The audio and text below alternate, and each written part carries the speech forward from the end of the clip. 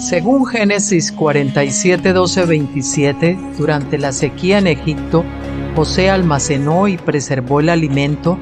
Para subsistir, la gente tuvo que venderlo todo y, al fin, incluso a sí mismos. Ese es el precio de vencer.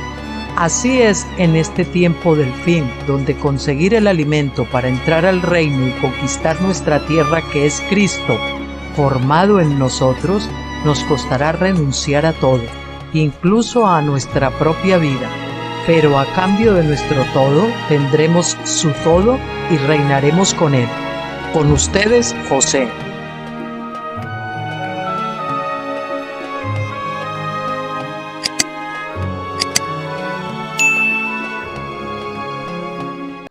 Hola a todos, bienvenidos, muy buenas tardes desde España, siendo viernes, día 14 de febrero del 2025. En España son ahora las 18:34 y no sé si se notará, pero hay claridad porque hemos tenido todavía hasta ahora sol, ya van alargando los días y bueno, parece que estamos disfrutando una pequeña primavera anticipada y hay algún árbol por ahí que está brotando hojas. Y bueno, pues febrero, que digamos, ni siquiera hemos llegado a mediados, casi a mediados mañana, ¿no?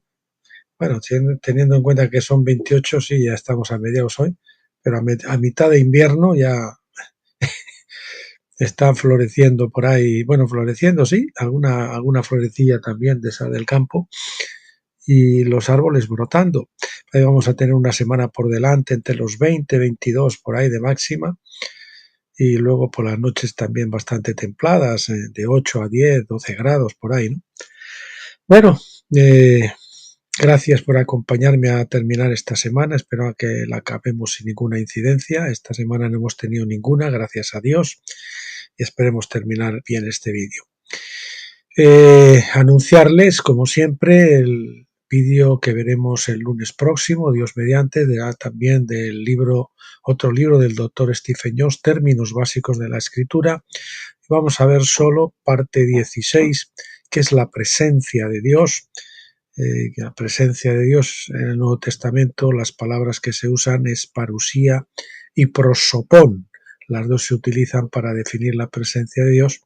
Y vamos a ver qué es eso, ¿no? Prosopón, que hace alusión al rostro del Señor, la presencia del Señor y demás. Solo veremos en un capítulo porque el siguiente tiene dos partes, así que no lo vamos a cortar. Tendremos que hacer este solo y luego el próximo pues ya serán dos partes.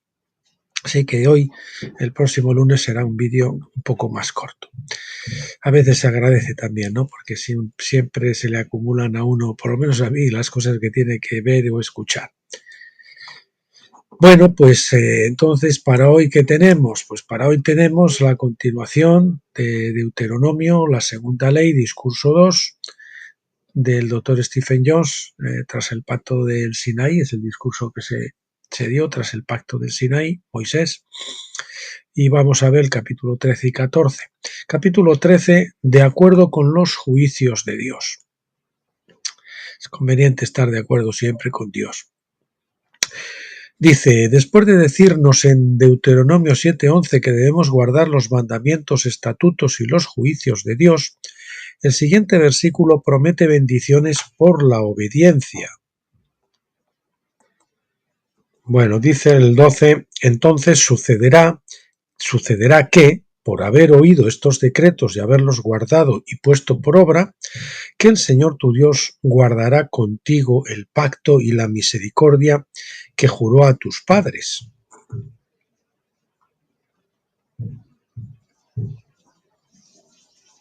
Perdón, creía que se había parado el vídeo, pero parece que no. Bueno, entendemos, por supuesto, que la intención de Moisés incluyó los mandamientos, estatutos y decretos o juicios. Sin embargo, la palabra misma se centra en estos decretos. Cuando dice estos decretos, ¿no? Como dando a entender que dejar de lado los decretos causaría que Dios dejara de lado el pacto y la misericordia a cambio. Los hombres siempre han estado en desacuerdo con los juicios de Dios. Los juicios son las sentencias de la ley que los jueces debían hacer o dictar cuando encontraban a los hombres culpables de violar la ley. Vamos a poner dictar, que creo que es una palabra más acorde, dictar. Las sentencias incluían la restitución o trabajar por las deudas contraídas por el pecado. Incluían azotes por delitos como el vandalismo, donde no se requiere una restitución particular. En general, los azotes eran por los delitos menores, por decirlo de alguna forma. Incluían también estas sentencias la pena de muerte cuando la restitución no era posible debido a la naturaleza del delito o cuando el delincuente se negaba a hacer la restitución. La verdadera justicia en los decretos juicios de Dios. Siguiente epígrafe. Los juicios siguen el principio básico que se encuentra en Éxodo 21:35, que dice: pero si hay alguna lesión mayor, entonces usted pagará sanción de vida por vida, ojo por ojo, diente por diente, mano por mano, pie por pie, quemadura por quemadura, herida por herida, hematoma por hematoma.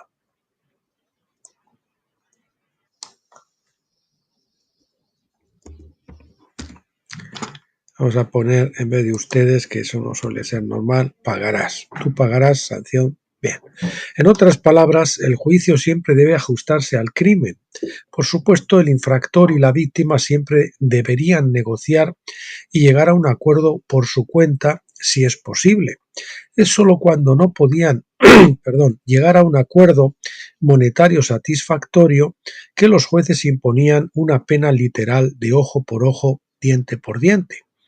Y, por supuesto, la víctima siempre conservaba el derecho de perdonar todo o parte de lo que se le debía.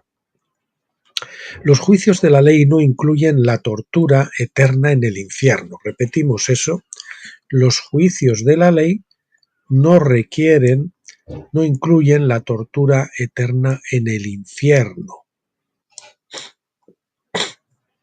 La única vez que cualquier forma de tortura puede ser utilizada es si el infractor mismo es un torturador. Entonces, pues tú torturaste, ahora te torturamos, ¿no? Ojo por ojo. En estos casos, lo que hizo a sus víctimas se le impondría a él en la misma medida, a menos que la víctima o su tutor tuviera a bien perdonar. Por tanto, si un hombre de la Iglesia quemó a alguien en la hoguera, recibirá la misma pena en el gran trono blanco. La Iglesia en los siglos pasados quemó gente en la hoguera por herejía, violando así los juicios de la ley. Ellos justificaban su tortura por considerar que el mismo Dios haría esto, a pesar de que Dios nunca prescribe una tortura por cualquier visión herética. Nunca prescribe tortura por cualquier visión herética, y mucho menos una tortura interminable. Su falta de comprensión del fuego de Dios, no entendían el fuego de Dios, los hizo desconectar el fuego de la propia ley en sí, como si Dios hubiera abolido sus propios juicios y sustituyéndolo, sus propios juicios y sus propios juicios sustituyéndolos por la tortura eterna. Para un estudio más completo de la ley de fuego que fluye del trono de fuego, ¿verdad? Esos son los juicios de Dios saliendo, que al final se transforman también en el lago de fuego. La ley de fuego de Dios, Deuteronomio 33:2, y como el fuego era una metáfora de la propia ley, véase mi libro Los juicios de la ley divina, juicios o sentencias de la ley divina del doctor Stephen Jones, que lo pueden descargar. No sé si este está grabado, creo que todavía no está grabado aquí en este canal de YouTube. Moisés dijo que si violaban los juicios de la ley, Dios no mantendría su pacto con ellos ni les mostraría su misericordia. La doctrina del infierno como tortura eterna es una clara violación de las sentencias o juicios de la ley de Dios. Nadie era quemado vivo bajo la ley de Dios. Lo peor que podría pasar era que sus cuerpos fueran quemados, que podría pasarles era que sus cuerpos fueran quemados después de ser apedreados, como vemos en el caso de Acán, Josué 7:25, cuyo pecado había causado la muerte de 36 israelitas. Dice, y los quemaron después de apedrearlos con piedras. Muchos cristianos hoy retroceden ante el juicio de lapidación de Dios, se escandalizan, ¿no? Pero no muestran preocupación por la idea de la tortura eterna. Es como si la lapidación fuera impensable, mientras que la tortura eterna en un horno de fuego se considerara, se considerara perfecta.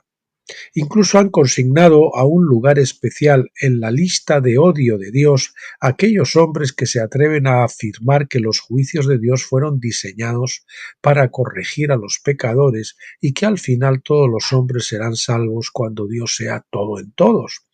Ver mi libro del Dr. Stephen Jones, La restauración de todas las cosas, que ese sí que lo tienen ya en este canal también. Y también, como todos los libros del Dr. Stephen Jones que están en este canal, siempre pueden descargarlos en PDF de los blogs, especialmente del blog Tabernáculos, pero en los otros blogs también. Desde los otros blogs Finisterre y Graneros de José también pueden acceder a ellos. Deuteronomio 7:12, a continuación, dice que rompemos el pacto de Dios cuando nos negamos a juzgar de acuerdo a la ley de Dios y cuando preferimos juzgar de acuerdo a las tradiciones de los hombres. Al hacerlo, nos separamos de la bendición de Dios. Es decir, el pecado no debe ser condonado, debe ser condenado. Las bendiciones de la obediencia. Siguiente epígrafe. Bendiciones de la obediencia. Pues ya tenemos lo de las bendiciones aquí en Deuteronomio 7, pero especialmente lo veremos en Deuteronomio 28, bendiciones de la obediencia y maldiciones por la desobediencia. Las bendiciones de la obediencia se les dan a los que oyen y guardan sus sentencias o juicios o decretos, como quieran, en Deuteronomio 7, 13 al 15. Y él dice así, y él te amará y te bendecirá y te multiplicará. Él también bendecirá el fruto de tu vientre y el fruto de tu tierra, tu grano, tu vino y tu aceite, el aumento de tus vacas y los rebaños de tus ovejas. En la tierra que juró a tus padres que te daría. Bendito serás entre todos los pueblos. No habrá varón ni hembra estéril entre vosotros, ni entre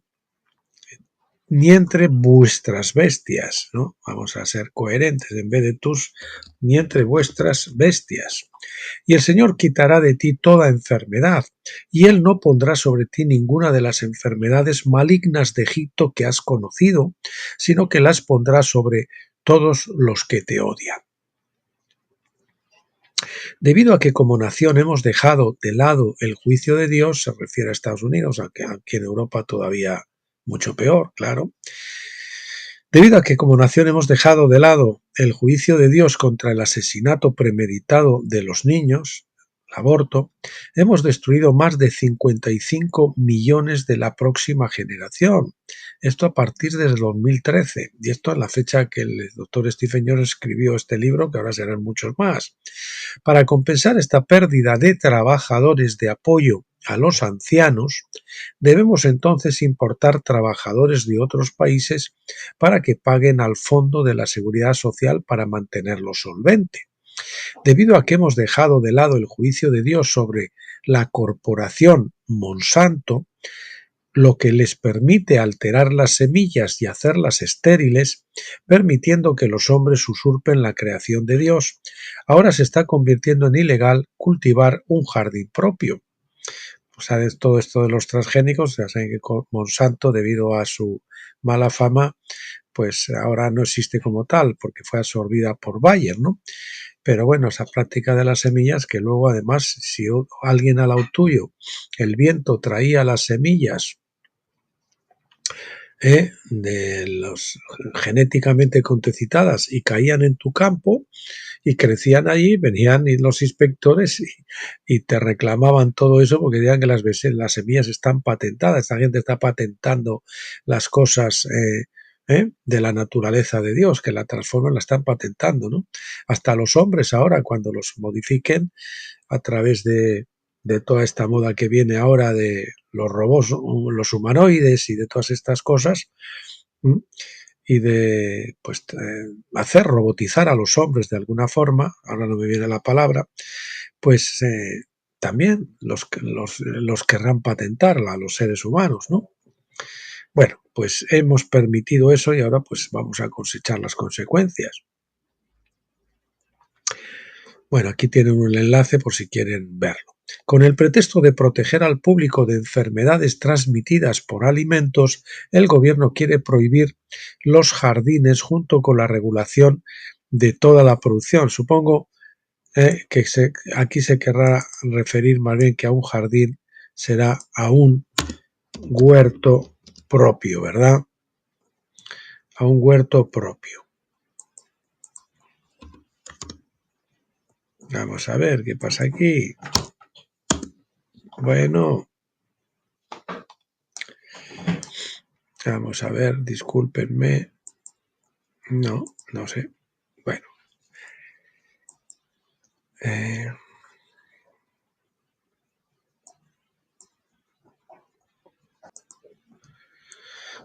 Bueno, continuamos. He corregido esto porque se me había quedado descuadrado, no estaba justificado. Con el pretexto de proteger al público de enfermedades transmitidas por alimentos, el gobierno quiere prohibir vamos a poner aquí también, los huertos, con la regulación de toda la producción de alimentos en el país. Aquí tienen otro enlace también. En Phoenix, Arizona, es ilegal dar botellas de agua a la gente sin permiso del gobierno, incluso cuando la temperatura es de 112 grados. Y yo leí, no sé, no me acuerdo dónde, que en Estados Unidos también había en algunos sitios, no sé si ayuntamientos o a nivel de gobiernos locales o ayuntamientos o de los gobiernos, como si de Estado, ¿no? O condados o cosas así, que incluso habían prohibido los barriles que suelen poner, estos barriles de petróleo o de gasoil o de gasolina grandes que lo suelen poner pues en los huertos para recoger el agua de lluvia, ¿no? Y poder regar. Pues hasta eso también. ¿Por qué tenemos este problema? Moisés dice que es porque la gente se ha negado a estar de acuerdo con los juicios de Dios. Cuando no juzgamos el pecado, los pecadores se multiplican en la tierra y el justo perece. A veces nos da pena condenar el pecado en lugar nos da pena condenar el pecado y lo condonamos porque, claro, se va a molestar, voy a pasar un mal rato, pobrecito. ¿No? Y eso es lo peor que se puede hacer. El pecado no se puede pasar por alto. Pero cuando ponemos en práctica las leyes y los juicios de Dios, somos bendecidos. Nuestra comida ha sido bendecida con nutrientes y se puede distribuir sin restricciones gubernamentales o patentes corporativas de alimentos revolucionarios, entre comillas, ilegalmente creados, por lo menos ilegales con respecto a la legislación divina, ¿no? Pero bajo el sistema babilónico, tanto la comida como la gente se está volviendo estéril u homosexual. Estériles u homosexuales. Eso en el sistema babilónico, que lógicamente la homosexualidad es estéril de por sí. A la gente entonces se le dice que todo esto es normal. Puede ser normal en Babilonia, pero todo pecado, degeneración y enfermedad es anormal en el reino de Dios. No todo lo que es legal según los gobiernos, por eso deja de ser pecado. Hay cosas que son pecado, por mucho que sean legales. Siguiente epígrafe, la justicia de la piedad. Deuteronomio 7:16 dice: destruirás pues todos los pueblos que el Señor tu Dios te entrega. Tu ojo no tendrá piedad de ellos, ni servirás a sus dioses, porque eso sería un tropiezo para ti. Esto no quiere decir que Israel o cualquier otro tenían un mandato de matar a todos los infieles sin piedad, como algunos lo han interpretado. Bajo el antiguo pacto, cuando Israel era carnal y solo tenía armas físicas a su disposición, su mandato era matar o expulsar a los cananeos. Pero el mandato del nuevo pacto nos equipa con la espada del Espíritu, por el cual nosotros matamos la carne de una manera muy diferente. E incluso bajo el antiguo pacto, Dios no permitió a Israel matar a todos los cananeos. Como ya hemos visto anteriormente, Jueces 3, del 1 al 4, muestra que Dios tomó el crédito para no permitir que los hijos de Israel destruyeran a la mayoría de los cananeos. Dios no se complace en la muerte del malvado, pues Él envió a Jesucristo al mundo para salvarlos, no a condenarlos. Juan 3:17. La ley no era defectuosa, pero su aplicación en el antiguo pacto no satisfacía el corazón de Dios plenamente. Bajo el nuevo pacto, el corazón de Dios está plenamente expresado y cumplido, por el cual todos los hombres deben morir a sí mismos, es decir, al viejo hombre, morir a la carne, de modo que puedan ser levantados a la nueva vida en Cristo. El reino de Dios crecerá hasta llenar toda la tierra, como nos dice Daniel 2:35, ¿verdad?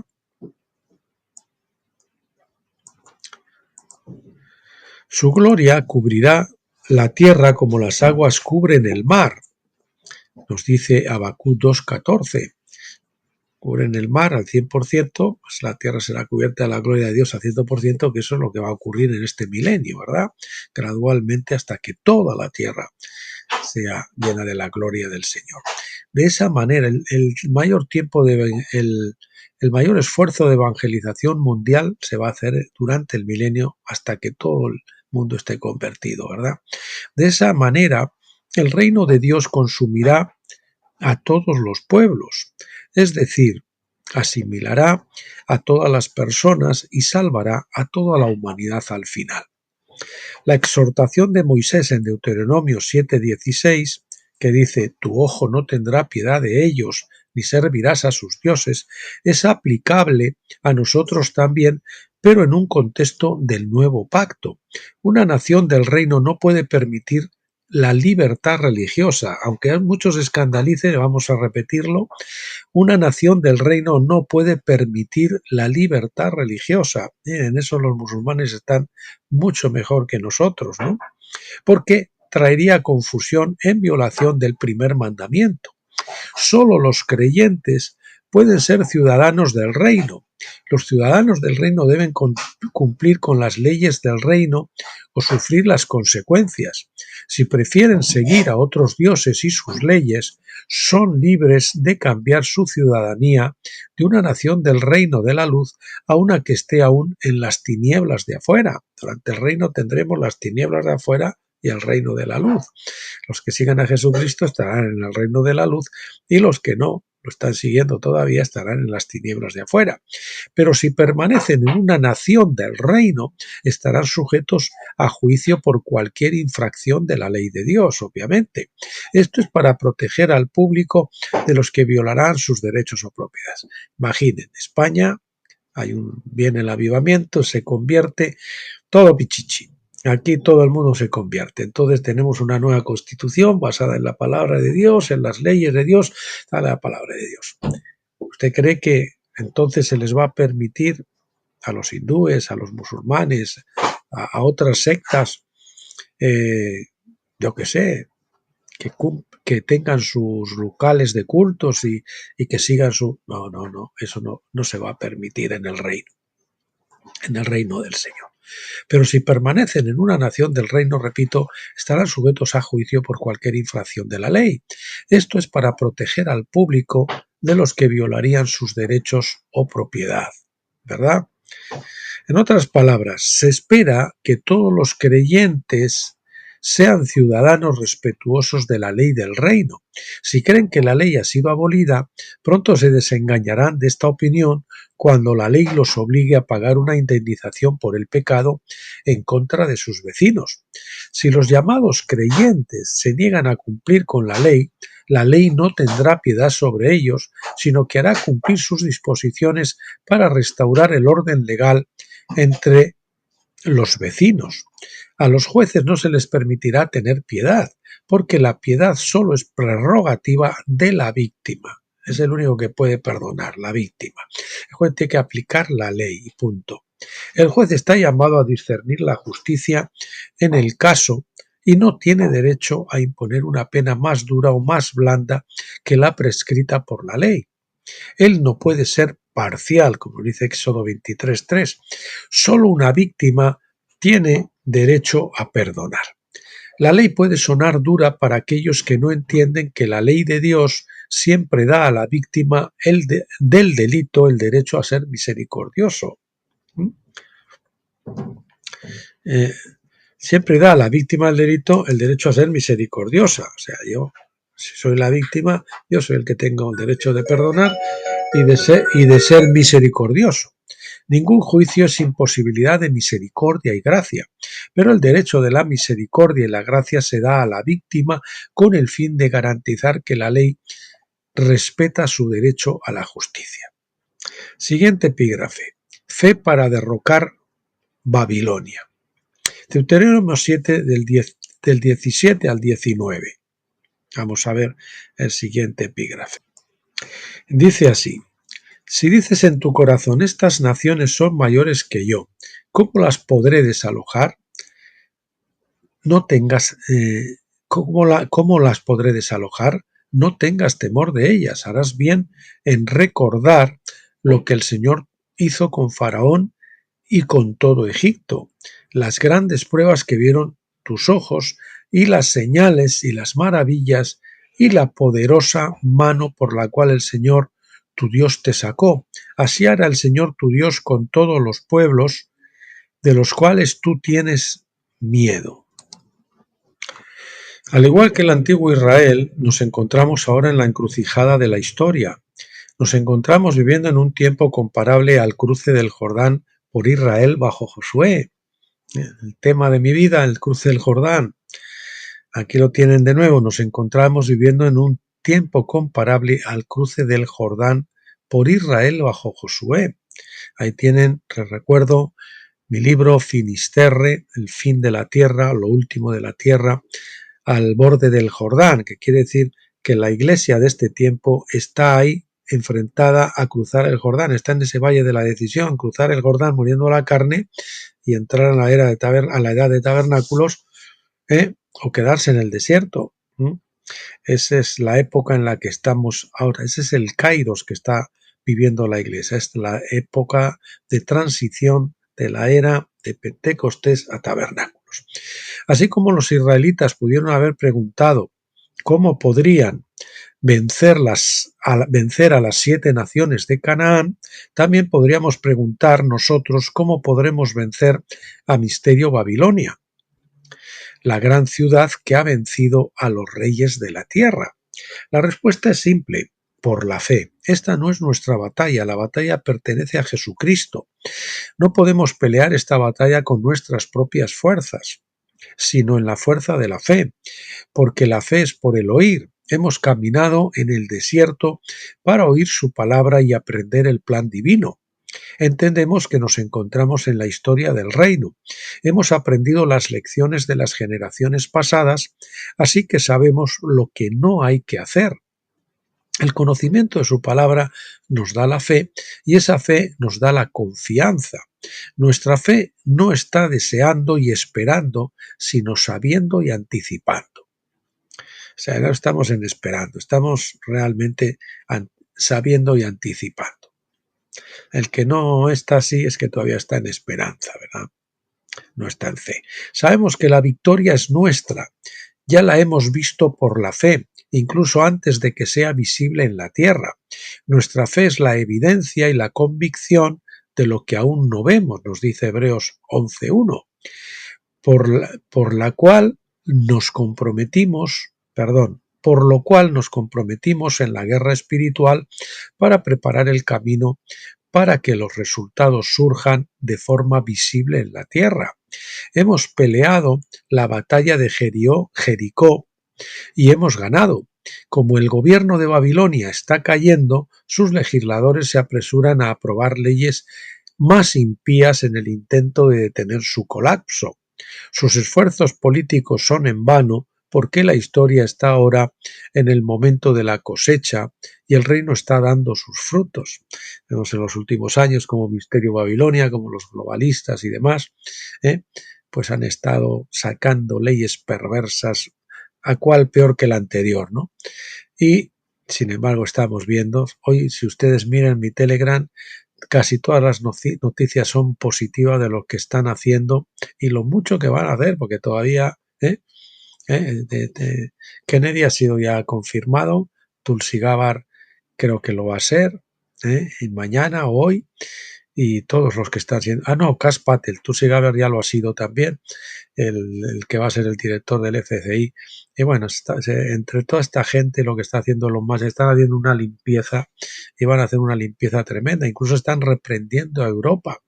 Una noticia que había que se ha reprendido a Europa por la censura, el vicepresidente Vance, reprendiendo por la censura y también por anular las elecciones en Rumanía.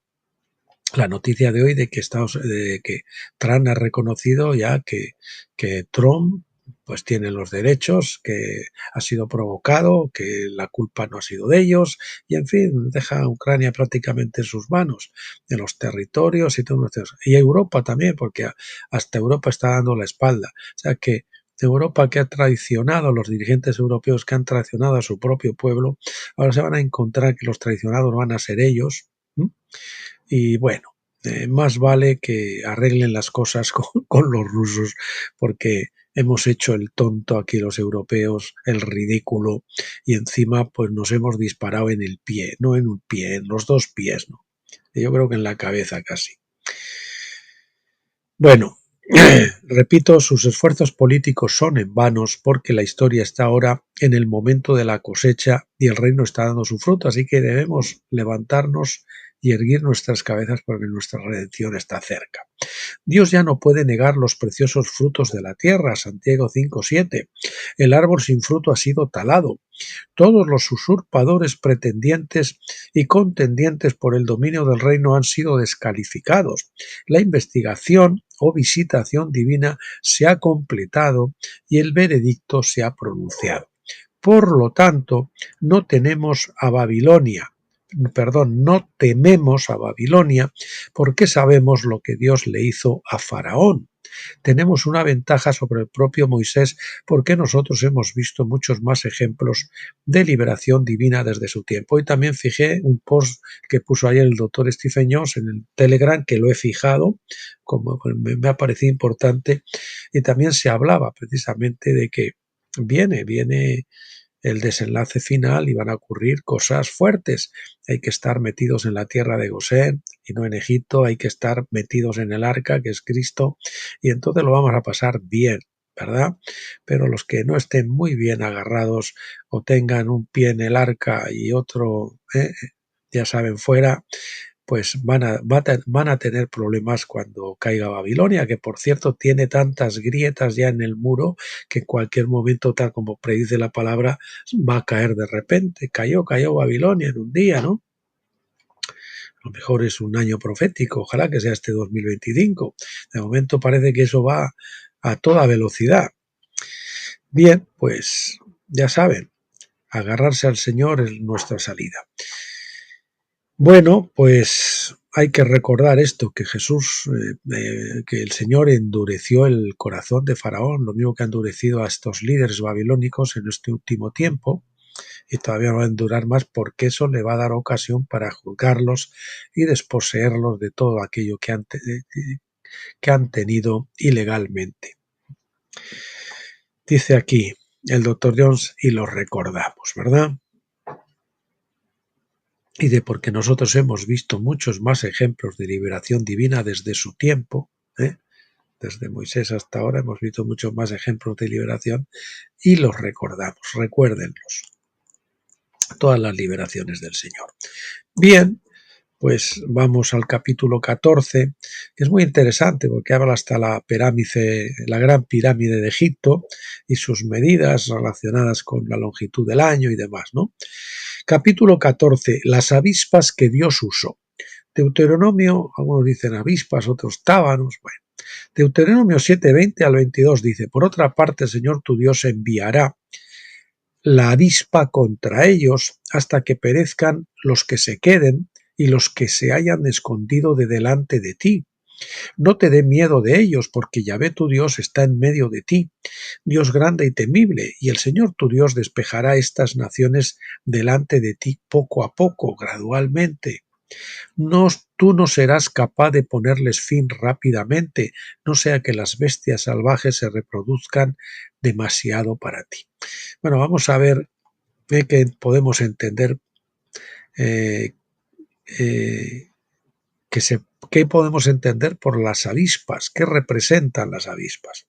Vemos aquí que Dios no tenía la intención de expulsar a las 7 naciones de Canaán a corto plazo. La herencia completa iba a serles dada poco a poco,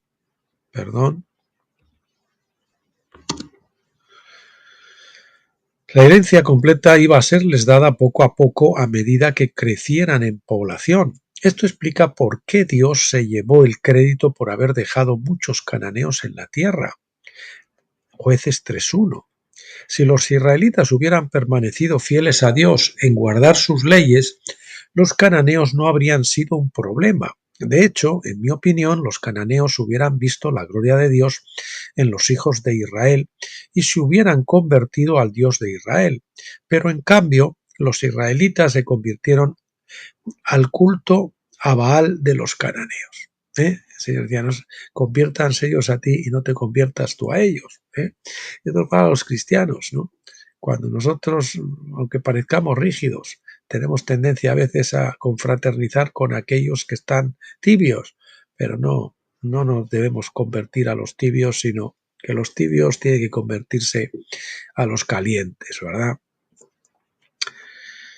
Bueno, las avispas y la casa de Enoc. Pero vamos a poner el foco en la avispa del versículo 20. La palabra hebrea es shirak, con una T delante y una H al final, sirak, que tiene un valor numérico de 365. Shirak, parece que es onomatopeico, ¿verdad? Porque hacen un ruido parecido así las abejas o las avispas. Está escrita en hebreo. La Shadi, que es 90, la Res, que es 200, la Yin, que es 70, la Hei 5, en total el valor numérico de la avispa es 365.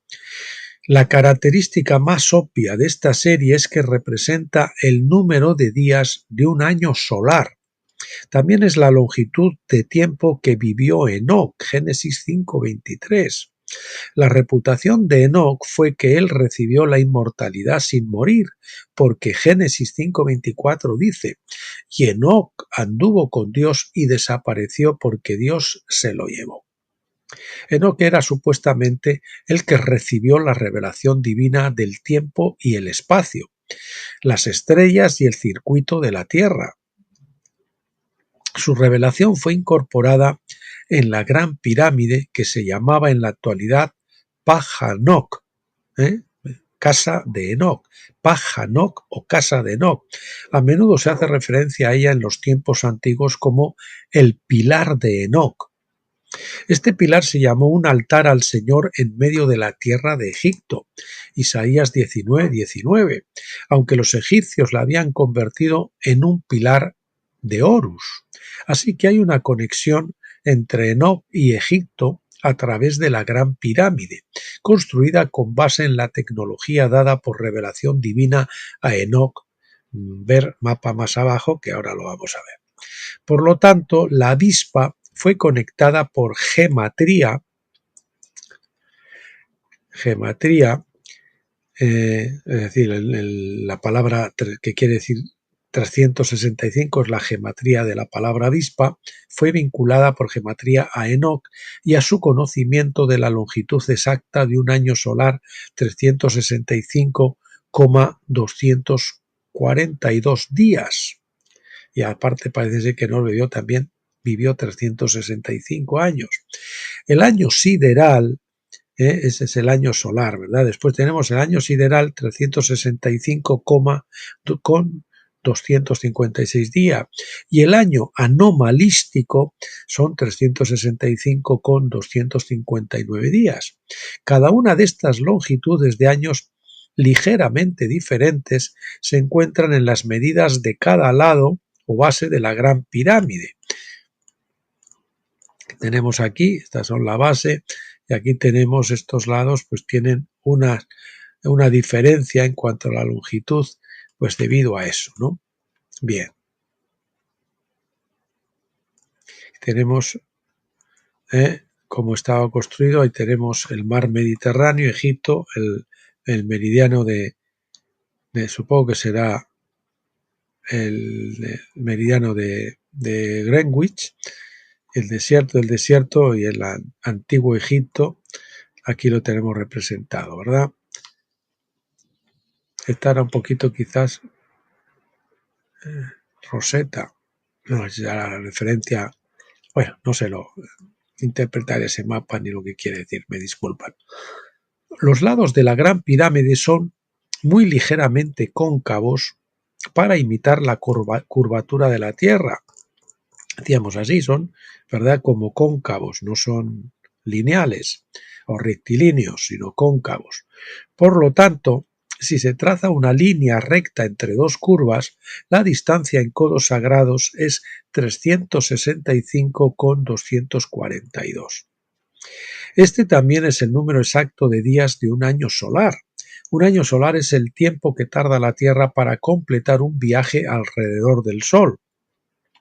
Por lo tanto, la distancia lineal desde una esquina a la siguiente, es decir, AB a lo largo de la línea punteada en la figura 1, de aquí a B, la línea punteada de arriba, representa un año solar en el tiempo. La segunda manera de medir el lado de la base de la pirámide es medir a lo largo de la línea de base de la estructura en sí, de A a A1 y de B1 a B en la figura 1, de A a A1 y de B a B1. Aquí tenemos otra forma de medir. Esto da una medición ligeramente más larga. Es precisamente 365,256 codos sagrados o 0,014 codos de más desde una esquina a otra. Esto representa al año sideral, el tiempo que toma para que las estrellas fijas vuelvan a colocarse en el lugar exacto del año anterior. Está a unos 20 minutos más que un año solar. Una tercera manera de medir la distancia de una esquina a otra es dibujando líneas rectas desde las esquinas hacia el centro de la parte de A a AB y de A a AB y a B en la figura 1, de A a AB y de B en la figura 1. Esto nos da 365,259 codos, que es la medida más larga de las tres. Es 0,03 codos más larga que la anterior forma de medir y presenta en codos la longitud exacta del año anomalístico. Y presenta en codos la longitud exacta del año anomalístico. El año anomalístico es el tiempo que tarda la Tierra para volver a colocarse en su perihelio, es decir, el mismo lugar en su órbita más cercana al Sol, que viene a ser el 2, el 3 de enero. Es 0,003 días más largo que un año sideral, que quiere decir unos 5 minutos, no más largo. Por lo tanto, cuando Enoc construyó la Gran Pirámide, o alguien la construyó utilizando su conocimiento, construyó la base para representar las longitudes de 3 años diferentes, como ahora se sabe por los astrónomos modernos. Este fenómeno integrado en la Gran Pirámide fue descubierto por Sir Flinders Petrie en su estudio de la pirámide e informó en su libro titulado 1883 Las pirámides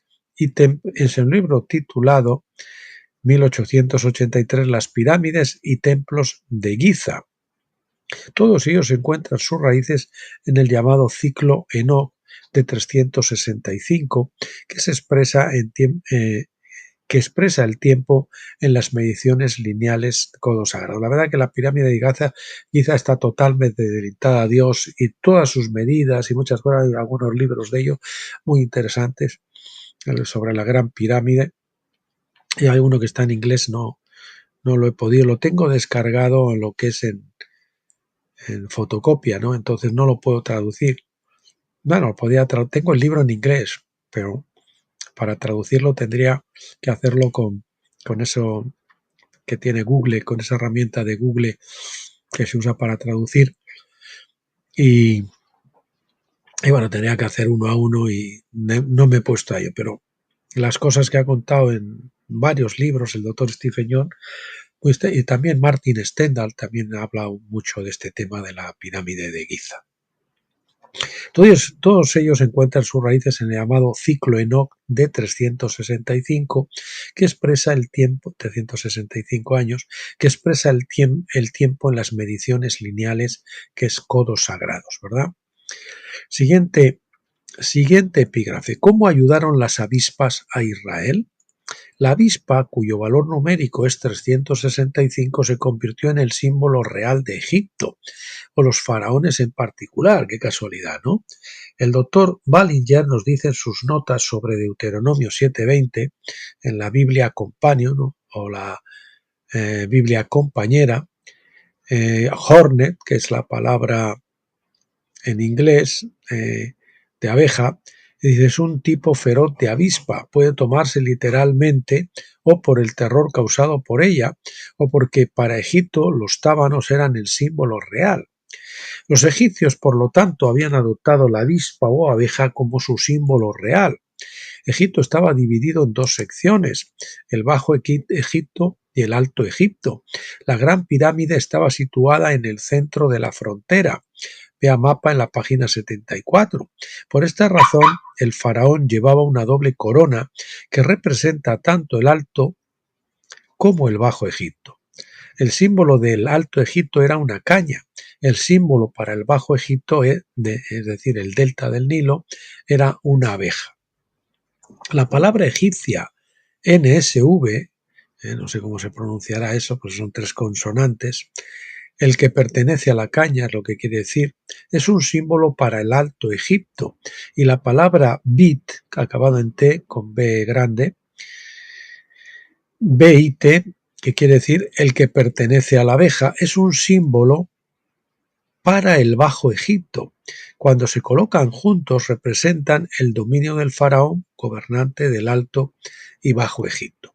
Aquí tienen un enlace por si lo quieren comprobar. Por esta razón, algunos han argumentado que Deuteronomio 7:20 se refiere a algún evento en el que Dios indujo a los propios egipcios como avispas para hacer la guerra a los cananeos. Es decir, las avispas representan a los egipcios para hacer la guerra a los cananeos. Mrs. Sidney Bristow, en su libro de 1933, Las letras más antiguas en el mundo, presenta el caso de que Egipto y el reino de Mitanni en realidad ayudaron a Josué en la conquista de Canaán. Ella dice que Egipto ayudó al negarse a asistir a los cananeos cuando escribieron tabletas al faraón pidiéndole que acudiera en su ayuda. Mitanni se convirtió en aliado real de Israel. Los faraones, después del éxodo de Israel, son conocidos como los reyes herejes, porque se convirtieron de alguna manera, creían que el Dios de Israel pues había sido más fuerte y los había derrotado, ¿verdad? Entonces, Esto dice el doctor Neos que puede indicar quizás su conversión de algún modo al Dios de Israel.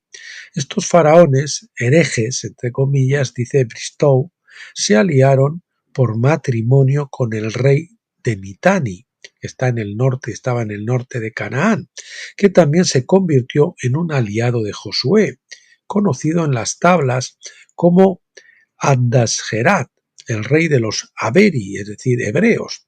Las tabletas muestran que Dusrata, rey de Mitanni, ayudó a José a conquistar el norte de Canaán, incluyendo Tiro y Sidón. Las tabletas expresan la desesperación porque estos reyes fenicios no podían entender por qué el faraón egipcio se negó a ayudarles a luchar contra Dusrata, rey de Mitanni. Faraón se negó completamente a ayudar, lo que confundió y desanimó inmensamente a los cananeos, ya que pensaban que tenían una alianza militar con Egipto. Su desesperación es evidente en sus cartas, las tabletas de Amarna. Es en realidad, ¿no? Sus cartas son lo que se conoce con el nombre de las tabletas de Amarna. Bristow cree que el motivo de Faraón se remonta a la experiencia del Mar Rojo, que ya dice que provocó acerca de 3 reyes herejes en Egipto, es decir, después de la catástrofe en el Mar Rojo provocada por la garantía de la victoria de los sacerdotes, 3 faraones sucesivos perdieron la confianza en los dioses de Egipto y tal vez llegaron a creer que el Dios de Israel era el verdadero Dios, el Creador. Los sacerdotes estaban comprensiblemente molestos por ello, llamándolos herejes. Los sacerdotes más tarde se dispusieron a cambiar la historia de Egipto para ocultar esta vergüenza nacional. Esta es una posible explicación para las avispas de Deuteronomio 7:20. Si la avispa representaba a Egipto en el momento en aquel tiempo, y si los faraones, herejes entre comillas, creyeron que Canaán estaba destinada a ser conquistada por los israelitas, los Aberi, es decir, los hebreos, entonces se podría decir que Dios hizo que Egipto fuera las avispas para ayudar a Israel al desmoralizar a los cananeos. Sin embargo, podemos fijarnos en la palabra como figurativa de terror, dice Ballinger. Gesenius Lexicon dice que la palabra es metafórica. Vamos a ver aquí. El Gesenius Lexicon dice que la palabra es metafórica de males y calamidades de diversa índole. Ferrar Fenton, otro erudito,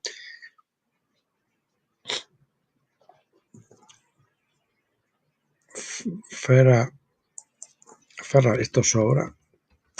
Fenton traduce la palabra en Deuteronomio 7:20 como fiebre, dando a entender que Dios envió la enfermedad a los cananeos como táctica de guerra. Después de la conquista de Canaán, leemos en Josué 24:12 que la palabra de Moisés en realidad se había cumplido. Dice el versículo 12, entonces envié delante de vosotros tábanos y expulsaron a los 2 reyes de los amorreos de delante de vosotros, pero no por su espada o su arco. Parece poco probable que una fiebre o cualquier otra enfermedad fuera el significado de avispa, porque la enfermedad hace a la gente demasiado débil para moverse. Las avispas, en este caso se dice que ahuyentaron a los reyes, haciendo que huyeran, no arrojándolos en cama. Es más probable que la avispa fuera un ejército no israelita. Lo más probable es que sea una referencia a Egipto y su aliado, el rey de Mitanni. Bueno, pues ahí tienen el significado de las avispas. Bueno, pues la próxima vez que abordemos este libro de Deuteronomio, pues veremos los capítulos 15 y el capítulo 16, que vamos a ver, 62, capítulo 15, que dice la cosa confusa sobre Canaán, y el capítulo 16,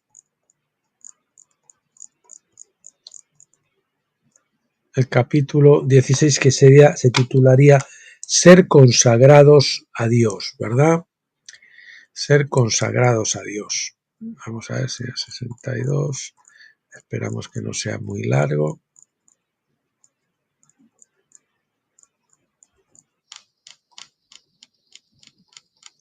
¿62? Sí, bueno. Tendríamos hasta la página